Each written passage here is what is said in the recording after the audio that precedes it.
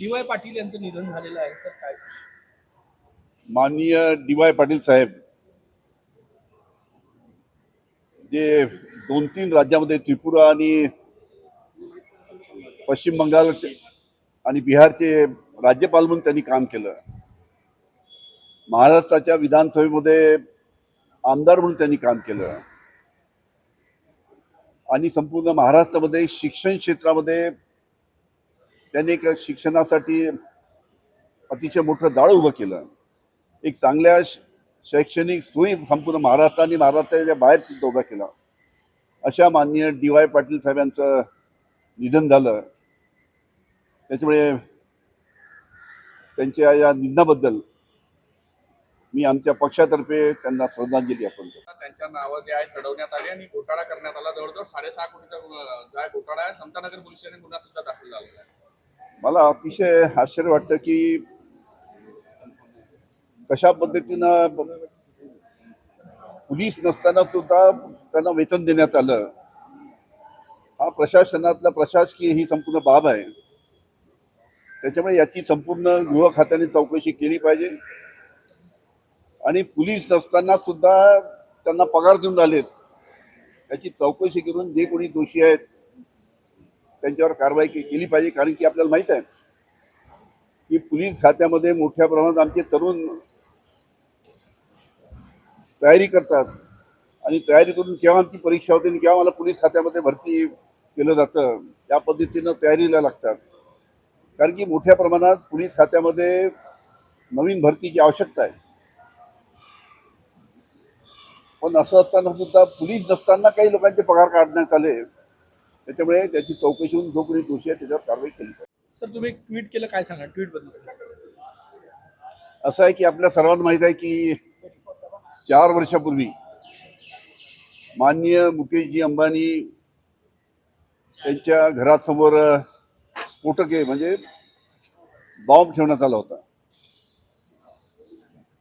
आणि याचा जे आम्ही तपास केला, एटीएसनी तपास केला. मी त्याच गृहमंत्री होतो आणि एटीएसनी तपास केल्यानंतर याच्यामध्ये त्यावेळेचे मुंबईचे पोलीस आयुक्त परमवीर सिंग हे त्याच्यामध्ये मास्टर माइंड असल्याचं आमच्या लक्षात आलं आणि त्याच्यानंतर मी गृहमंत्री म्हणून त्यांची एका कमी महत्वाच्या पदावर बदली केली. आम्ही त्याला परमवीर सिंग यांना सस्पेंड केलं, नोकरीतून कमी केलं आणि त्याच्यानंतर त्यांनी माझ्यावर 100 कोटीचा आरोप केला. पण हा जेव्हा तपास एटीएस कडनं जेव्हा NIA कडे गेला, NIAच्या तपासामध्ये सुद्धा परमवीर सिंग याच्या विरोधात अनेक त्याच्यामध्ये त्यांना प्रूफ मिळालेत, अनेक पुरावे मिळालेत. इव्हन एका आरोपीच्या जामिनाची केस जेव्हा हायकोर्टामध्ये गेली आणि मुंबई हायकोर्टाच्या न्यायाधीश माननीय मोहिते डेरे पाटील यांनी सुद्धा बोलताना असं सांगितलं की NIAने परमवीर सिंग यांना सर्व पुरावे असताना सुद्धा का आरोपी केलं नाही. अशा पद्धतीने संपूर्ण मोठ्या प्रमाणात संपूर्ण प्रकरण हे संपूर्ण मुंबई पोलीस आयुक्ताच्या कार्यालयात झालं. त्याचे अनेक जबाब त्या ठिकाणी परमवीर सिंग यांच्या विरुद्ध आहेत आणि इतके सगळे पुरावे परमवीर सिंगच्या विरुद्ध असताना सुद्धा NIAने जी आता चार्जशीट दाखल केलेली आहे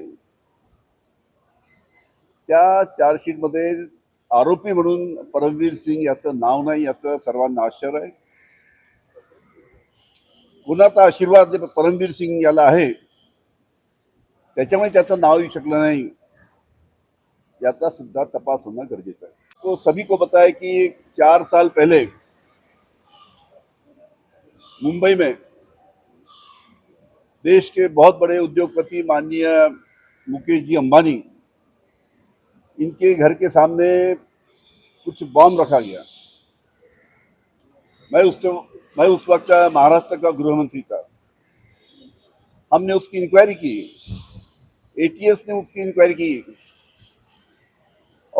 और उस इंक्वायरी में ये मालूम पड़ा कि मुकेश जी अंबानी इनके सामने जो बम रखा गया उसका मास्टरमाइंड, ये पूरा काम करने वाला जो मास्टरमाइंड था वो मुंबई के पुलिस कमिश्नर परमवीर सिंह थे।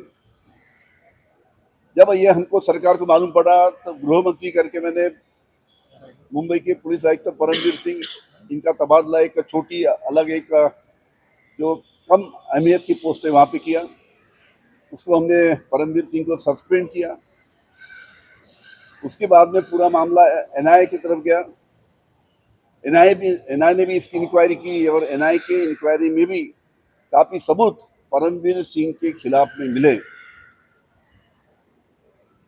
लेकिन जब हाईकोर्ट में एक आरोपी के जामीन के बारे में जब न्यायाधीश के सामने, मुंबई हाईकोर्ट के न्यायाधीश के सामने माननीय मोहिती डेरे पाटिल, उनके सामने जब ये केस गया तब उन्होंने भी, हाईकोर्ट ने भी कहा कि इतने सारे सबूत परमवीर सिंह के खिलाफ में होने के बावजूद भी एनआईए ने उसको आरोपी क्यों नहीं किया। हमको भी बड़ा ताज्जुब है कि एनआईए ने इतने सारे सबूत होने के बाद परमवीर सिंह को आरोपी क्यों नहीं किया, इसका हमको भी ताज्जुब है। लोकशाही मराठी ऐका, पहा, जागरूक रहा।